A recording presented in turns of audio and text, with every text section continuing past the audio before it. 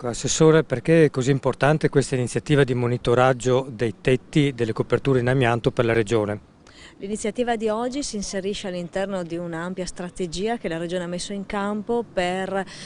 gestire e combattere quello che è il problema dell'amianto ancora presente nella nostra Regione. La collaborazione con ARPA e con la Guardia Costiera si sta rivelando assolutamente preziosa, perché con anche l'iniziativa di oggi puntiamo ad avere un quadro conoscitivo ancora più puntuale e più aggiornato di quella che è la presenza dell'amianto in alcune aree della nostra Regione. È senza dubbio una sperimentazione, ma è un tentativo che pensiamo possa essere assolutamente importante per aiutarci ad avere un quadro conoscitivo ancora più puntuale di questa tematica. Ci può spiegare un po' l'attività di telerilevamento? Sì, allora la missione di oggi riflette un po' l'attenzione,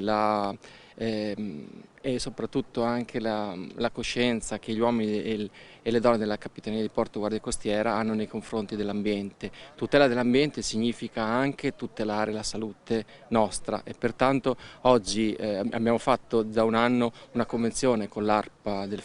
Regione Friuli Venezia Giulia, proprio per verificare lo stato di salute e l'integrità ambientale del nostro mare e delle nostre coste. Oggi noi voleremo con la TR42, che è dotato di un apparato multispettrale per il rilevamento di tutti quegli inquinanti che possono trovarsi sulla superficie e anche sotto l'acqua del mare e lungo le nostre coste. Per cui noi verificheremo effettivamente l'integrità ambientale, e soprattutto perché l'ambiente è un po' la salute dell'uomo, e la salute quindi dei cittadini che vivono nella nostra regione dipende dalla salute dell'ambiente, quindi secondo noi è un bene primario che va tutelato. Direttore Marchesi, perché questa attività è così importante per ARPA e cosa prevede in particolare?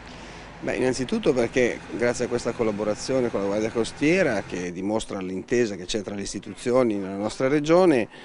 noi faremo una serie di voli che consentiranno di individuare la presenza di manufatti in amianto a terra con grande risoluzione di 1 metro quadro, quindi la possibilità di individuare aree di particolare interesse e potenziale rischio da indagare anche con misura a terra, per capire qual è la situazione effettiva di esposizione delle popolazioni dell'ambiente rispetto al rischio amianto nella nostra regione. Fa parte di una serie di azioni che noi stiamo mettendo in opera per comprendere meglio la presenza di amianto e i fattori di rischio sul territorio, e che ci consentiranno di mettere in atto tutte le azioni di supporto alla Regione perché si possa riaffrontare in maniera completa il problema della prevenzione del rischio da amianto.